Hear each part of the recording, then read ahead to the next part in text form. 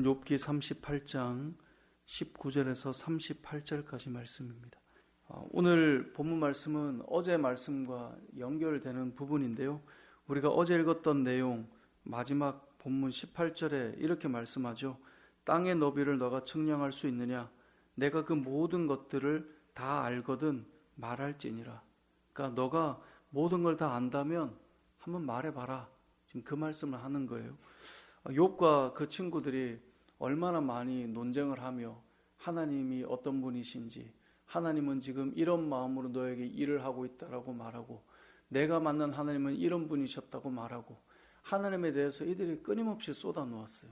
마치 우리가 교회를 다니면서 하나님에 대해서 본인이 아는 바를 마치 답인 것처럼 끊임없이 쏟아놓고 살아가는 것처럼 욥과 그 친구들은 계속해서 그 삶 속에 일어나는 일과 하나님이 왜 그래 하셨는가, 하나님께서 이래서 이런 거야 라고 답들을 쏟아놓고 있었잖아요. 무려 37장까지 얼마나 많은 이야기들을 해왔습니까?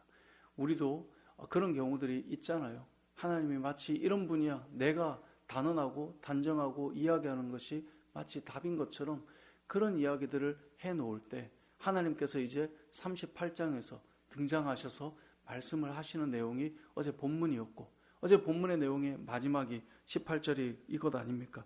너가 그렇게 많이 안다고? 그러면 너가 내가 묻는 것을 한번 다 아는지 한번 답해봐라. 너가 정말 알면 한번 말해봐라. 그렇게 해서 이제 어제 내용과 오늘 본문의 내용도 계속 이어집니다.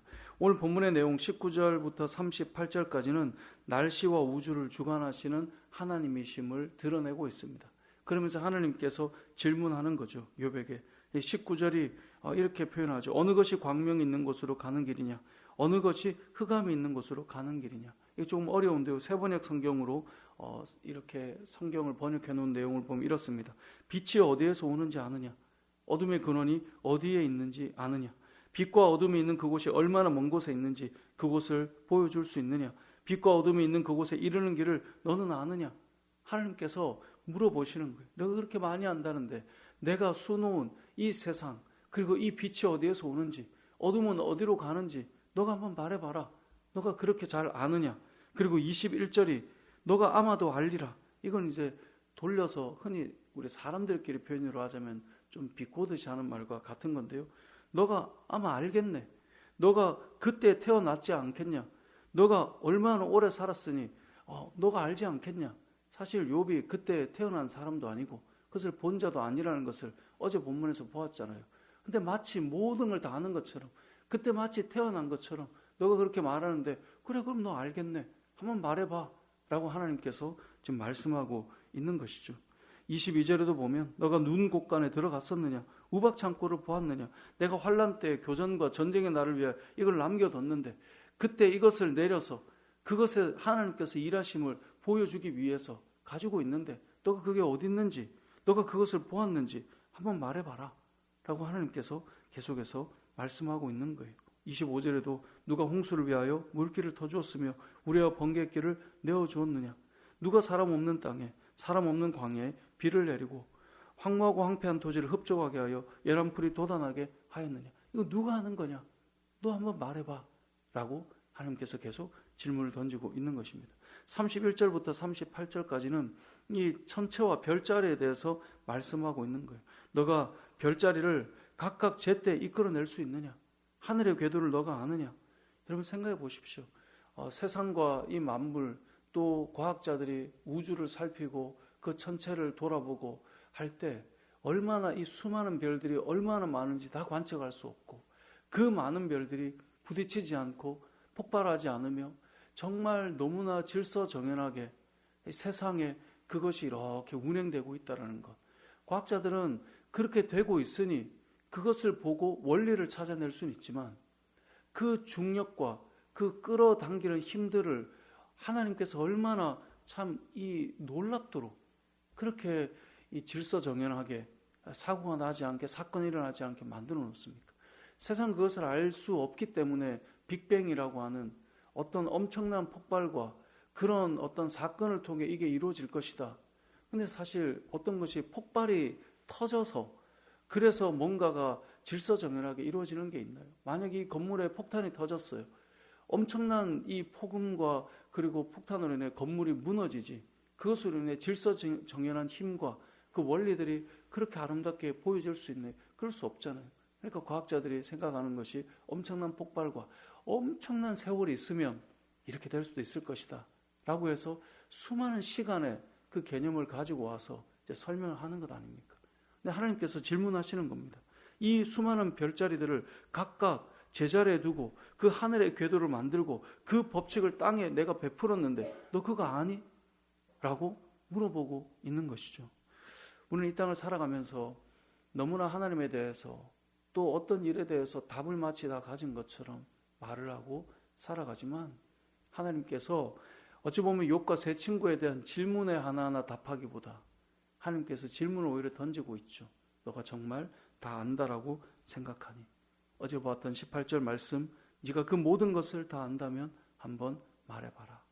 그런데 말할 수 없는 질문들을 하나님께서 던지고 계시죠.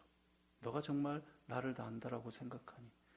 우리는 신앙생활을 하면서 때로는 겸손이 필요하다는 것을 기억해야 합니다. 제가 예전에 이 단기 선교를 우리가 이제 가니까 단기 선교를 많이 이렇게 반추해보고 복구해보고 이러는데요. 예전에 제가 갔던 시간들. 그때 이제 청년들과 주로 많이 다녔으니까 청년들에게 꼭 했던 얘기가 있어요.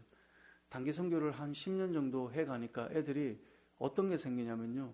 너무 잘 알아요. 이제 착착착 일도 아주 처음은 좀 어설프지만 그 다음 가면요. 너무 잘해요. 착착착착 일들을 잘 진행하죠. 근데 제가 꼭 했던 말이 있어요. 매년 가고 5년, 6년, 7년 가고 나면 내가 너무나 잘 알고 이번엔 이렇게 하면 돼 라고 너무나 분명하게 우리가 말을 하지만 그 마음속에서 우리가 올해 하나님께서 우리에게 하시려고 하는 것이 무엇인지를 새롭게 늘 돌아보는 마음이 없으면 우리는 그냥 매너리즘에 빠져서 이건 내가 다 알아. 야, 단기 선교 우리가 뭐 한두 번 갔어. 이렇게 하면 되는 거지 라고 빠지게 되니 우리가 늘 안다라고 생각하지 말고 새로운 마음으로 새롭게 하나하나를 준비해 봐야 된다. 이제 그런 얘기를 참 많이 했거든요. 신앙생활을 오래 하고요. 성경을 많이 보고요. 우리가 하나님에 대한 이야기를 많이 하다 보면 어떤 사건이 딱 일어나면 거기에 대한 답을 너무나 쉽게 내리는 경우들이 있죠. 욥의 세 친구들처럼 이것 때문에 그런 거야. 야, 그거 딱 보니 이렇게 하면 되는데 저것 때문에 저 사람은 안 되는 거야. 우린 답을 막 다 내려요. 그런데 오늘 본문을 통해 기억해야 됩니다. 우리가 쉽게 답을 내리는 것에 대해서 하나님께서 너가 정말 안다고 생각하니? 라는 그 말에 겸손할 필요가 있어요.